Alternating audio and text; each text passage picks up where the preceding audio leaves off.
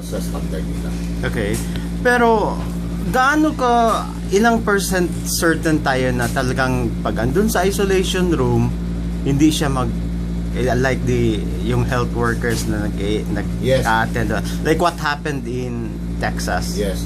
We follow certain procedures and guidelines like talagang we are very strict to PPE, personal protective equipment, in which the nurse or the doctor that goes inside the patient should wear protective gear, no?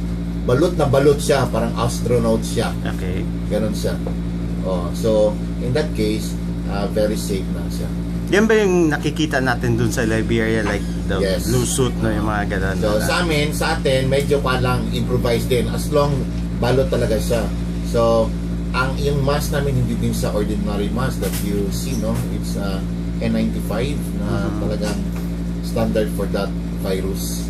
And mag-goggles, mag-cap, and mag-suit for that. Then paglabas niya, lahat discard. Before sa papasok sa lalabas sa hallway, kasi sabi ko sa inyo parang may room. Paglabas niya ng pasyente, may another room pa dun sa BPH, discard niya, ilagay niya, ibalot niya sa pan bago siya makalabas sa hallway, then to the nurse station.